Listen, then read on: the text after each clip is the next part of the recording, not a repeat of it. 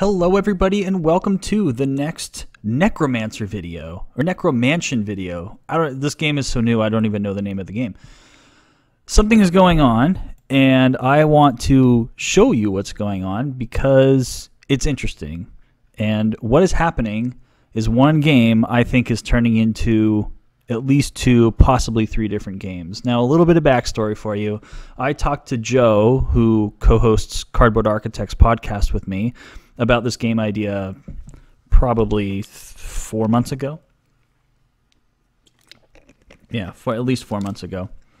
And he said it was a really good idea that we should pick it up, and it was just low on the list of priorities at the time. So now that we are looking for a main project, I've started writing this up. And the premise of the game is really simple. The main premise of the game is that when players get killed, they're not removed from the game. They don't have to respawn as the same character. They actually shift from living characters to dead characters. That's the whole idea of the game. So, players go into this mansion, they're looking for auras, they're looking for weapons, they're looking for treasures and items, and it could be anything. The game is still really open-ended. But the game is supposed to be really basic, just 1 or 2 actions, next player goes. Maybe everybody takes their actions at the same time, but it was supposed to be lighter but kind of quick pace. That's what we were going for. So that's all conveyed in this early on, where it says players get to take 2 actions per turn. Really simple, straightforward. The action's pretty limited to moving, searching, performing a ritual, attack, equipping armor, things like that. Really basic items. Really basic actions. Same thing for spirits. They get 2 actions. They're just a little bit, they're in a different category. Same things with skeletons. Skeletons get to act with living players on a more physical level. Spirits interact with living characters on a ethereal level, or whatever you want to call it. The word is not coming to me straight away. Then simple basic items. You have Ring of Speed, Phase Shifting Cloak that allows living players to walk through walls. Really basic stuff that's attached to the basic core of the game. So, working my way through, putting the notes together, I get to arrows. And arrows, I know, so just in basic fantasy world, or I guess, yeah, in fantasy world, skeletons don't generally get hurt by arrows because arrows, in theory, would go through the bones, right? So in this case, I decided to, okay, well, if we add auras to arrows, then arrows can be used against skeletons.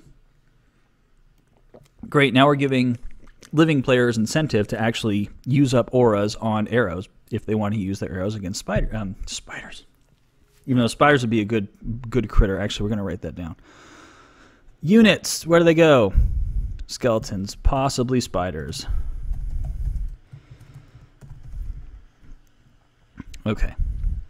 So now we're adding a little bit to the arrows, but still the arrows are a basic unit and a basic item within the game, and you're giving them an upgrade. That makes them more interesting, and it gives players something to think about when they're using up their auras. Great. I still think we're in the simplicity range. Then we add in villagers, and villagers are acting basically as the counterbalance to the NPC spirits and skeletons that are running around the mansion affecting things, whatever those things happen to be. We haven't explored that yet, but I do know that spirits and skeletons are running around the board doing stuff to help themselves or hurt the living players and keep the necromancer alive. The villagers, they're going to show up and they're going to do things for the heroes and the living heroes in the game. And I use the term heroes lightly, but they're doing their own thing. The villagers are doing things to help out the living side. Great, so we have a counterbalance. I still think that fits within the simplicity of the game. So we're fine. Now, the last thing I did was I got into the different... There's an idea that I have in my head where when players are living, they can perform rituals that will make them stronger once they become a dead player. So if you perform 2 white aura rituals while you're living, you would become a flame strike warrior. You would become a flame warrior. So let me state that again. If you perform 2 white auras, while you were living, you would become a flame warrior. And as a flame warrior skeleton, as a Flame Warrior skeleton, you could perform one of these three actions. You can give yourself armor, give yourself Flame Strike, or you can give yourself Molten Armor, and so on and so forth. You can do the same. So if you do 4 white auras, you become a Soulfire Warlock skeleton.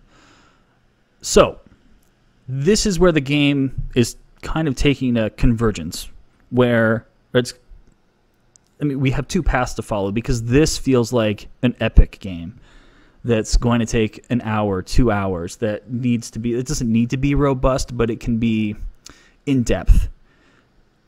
Is that the kind of game that we want to do? Is that the kind of game that we set out to do? Is that the kind of game that's in my head? I don't know. I don't actually know where this game is going. But what I do know is I like exploring this. I like exploring all of this. It sounds fun in my head. It sounds like a kind of game that I would want to play. And as you can see, I haven't even gotten to the Dark Aura skeletons yet. And I haven't even gotten to the spirits yet. So, yesterday, which was a Tuesday, and today's Wednesday. So on Tuesday, I spoke to Joe. And this is, let me give a little disclaimer here. This isn't Joe's and my vision. This is me sharing my notes and my vision with Joe, and then Joe gives me feedback. And with his feedback, he gives things that are good to think about. And Joe would say the same thing. He said the same thing to me, is that all of his suggestions are dependent upon what my vision for the game is.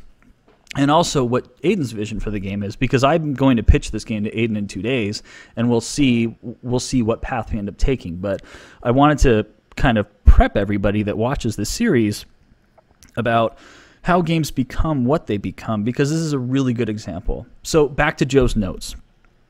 Joe's thinking, when we have been talking about this game in the past, he's always been thinking that it's Munchkin complexity, where it's just you get into a fight and everybody's playing their cards, and then it's resolved, and then everybody goes on their merry way. Really simple. Burgle Brothers, I don't know how many people have played that, but Burgle Brothers, the AI in that game is amazingly simple and just a joy to play with.